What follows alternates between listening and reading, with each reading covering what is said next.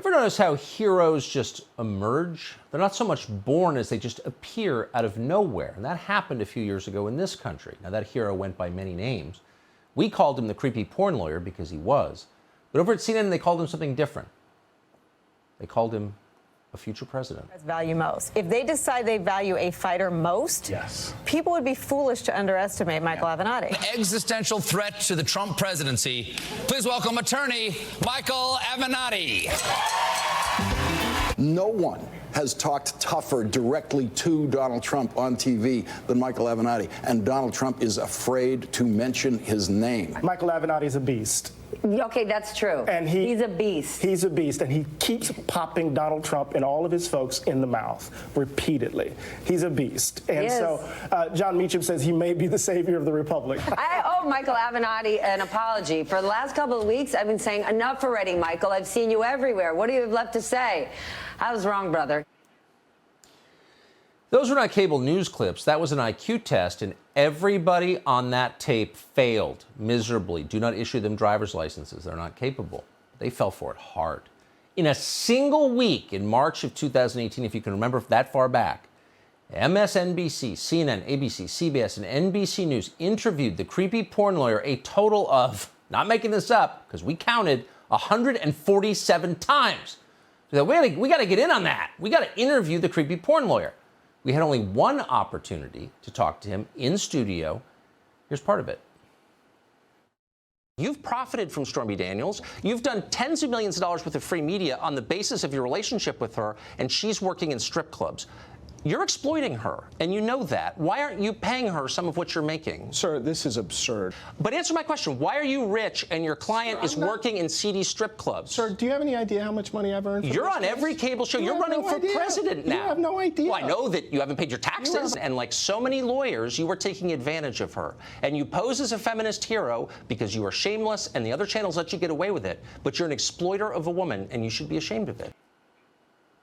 So it wasn't the warmest interview ever, and actually got even more unpleasant off air. But we wanted to give you the coda to the story. How did it wind up? Where is he now? Well, today, the creepy porn lawyer met the fate so many of us knew was coming to him. He was sentenced to 30 months in prison, in this case for trying to extort the shoe company Nike. By the way, he's still facing several separate trials, including one concerning allegations that he defrauded Stormy Daniels, which he apparently did. So the question for us, is basically a political show, is what does this mean for creepy porn lawyers' presidential ambitions? Is he still what America needs? Francie Hakes is a former federal prosecutor. She joins us tonight. Francie, thanks so much for coming on. And I should say, with some sincerity, I never gloat over a man going to prison because it's sad. It's like someone's death. It is sad. I mean that. However, if there was ever a guy who had a rendezvous with a cell, inevitably it was this guy. Was that obvious to you as a former prosecutor? Yeah, Tucker, he certainly had that defense attorney bluster, that incredible arrogance that used to drive me so crazy across the courtroom when they were performing really for an audience of one, their own client, and never for the jury and never for the judge. He was really just like a normal criminal defense attorney to me. But today in court, he certainly didn't have that arrogance, as he was apparently sobbing with regret. And I just have to say, that's one of the things that used to drive me the most crazy as a prosecutor, was watching the defendant next to me cry and sob, because where was that emotion? Where was that regret when they were victimizing their victims? And here he had an extortion scheme. It's not like I feel sorry for the shoe company, but the point is that he's got an extortion scheme to extort a shoe company. He's paying the price. Now he's going to prison for less than the federal sentencing guidelines recommended, by the way, which was 9 years. But still, I'm not at all surprised that he had such a rise and such a meteoric fall. Also, what about the dignity question? I mean, there are all kinds of figures throughout history who mount the gallows to their death without crying. Aren't you supposed to kind of man up and keep your little tears inside? I mean, I'm sincere. Like, whatever happened to that standard? Well, where was the beast?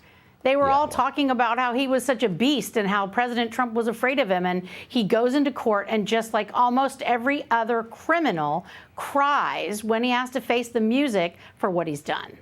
Yeah. There is a connection between narcissism and self-pity. Have you noticed that? Definitely.